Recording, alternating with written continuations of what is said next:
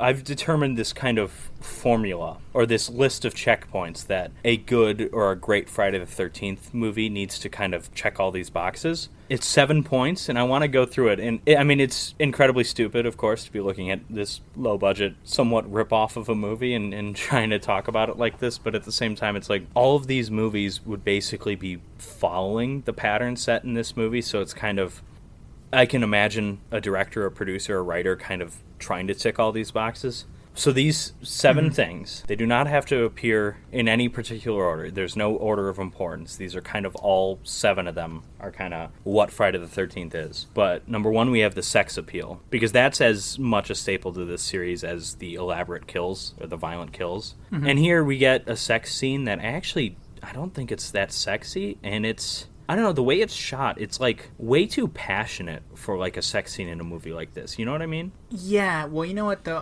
When I saw that sex scene, I thought about the sex scene in the new Friday the 13th Oh, God, movie, that's or the just one like that had come over the out. top. And Yeah, that's porn, you know? Yeah. And I was like, oh, that's well, that's a huge difference. That's like the series would be more known for sex scenes like that in the remake, even though the remake is more over the top than anything in the original series. This scene just, to me, it feels a bit out of place. But anyways, so number 2 is you got to have good kills. There's a few good There kills are a in few. this. There are some not so good ones, of course, or just kind of disappointing, either off screen or you know. But I think all of them are off screen except for there's 4, I would say, that are on screen. In that, I would say Kevin Bacon, Arrow, obviously, the Annie throat slit, Yeah. and I'll say Marcy. I'll count that as on screen, even though we don't see, like I mentioned, the moment of yes. penetration Yeah, with okay. the axe. I would say, well, I mean, Mrs. Voorhees getting beheaded. That works. Now, would you count Steve as on screen or not, because you don't see the I mean, not actual really. killing blow? I mean, it's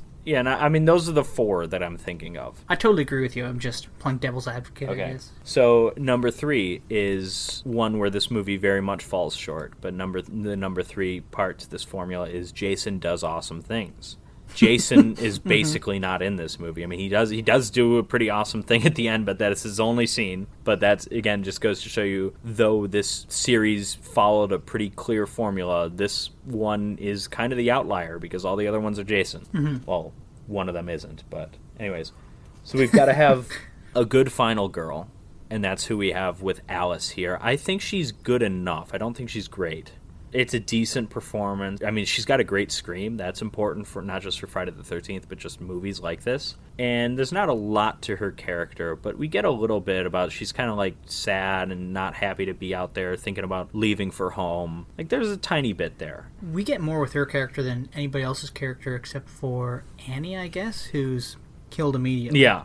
And the delivery with Annie's character writing is not very good, but yeah.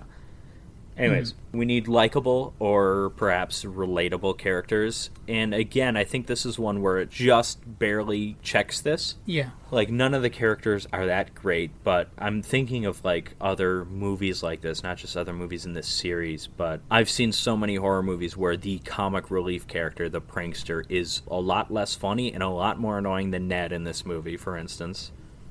So point number 6 is you got to have good music. And this is another one where I think it just barely qualifies. The Friday the 13th music throughout the series, I like it a lot. Most of the movies have a very, very similar score, but I also think this is one of the weaker scores in the series. Again, Friday the 13th Part 2 score is very similar to this, but I just think it's a lot better. And the key here isn't as much the music as it is the noise, the audio effect that Harry Manfredini throws in, which is the classic ki ki ki ma ma ma thing. Yeah. And that's Yeah. established here, and that's great, and that's classic. You know, I was trying to remember, the whole time I was watching it, I was trying to remember what the words were, and it was Kill Mama, right? Yeah, it's, even though we hear the sound throughout, later on in the movie, Mrs. Voorhees speaking as Jason says, "Killer, mommy, killer," and Harry Manfredini basically just took those 2 words, kill and mom, and kind of just cut them off halfway through and had that kind of echoing. It's a really cool effect that's both classic and it's like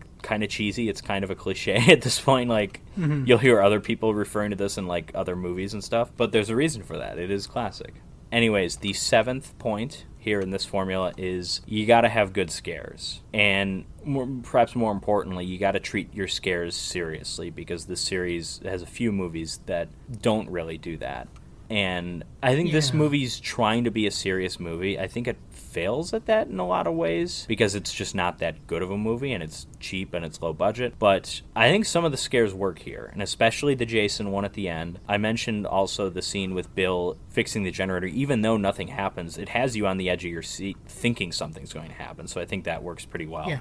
In terms of actual scares, I'm not really sure if you're counting jump scares in on this, because I personally don't like jump scares because I think they're a little ridiculous. Well, sure, that's part of it. I mean, jump scares are part of it. I will say, I think the best jump scare in the movie is near the beginning when Brenda's almost shot by the arrow. Oh, well, that's a fake out jump scare. I'm not really counting that, I don't think. But Okay. but if it works for you, that's great. Also, I'm looking at this. I was mistaken. There's more than 7 points.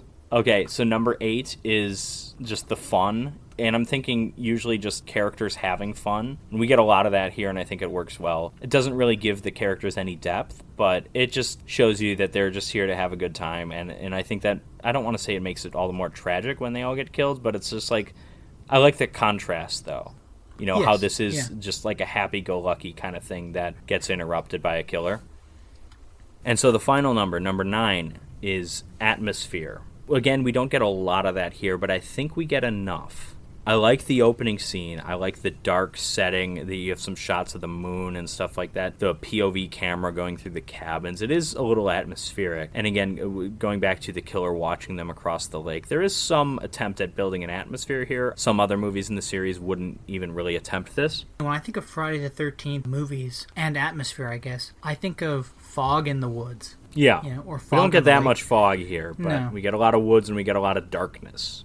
Exactly, yeah. And then the setting of like semi-rundown cabins is also perfect.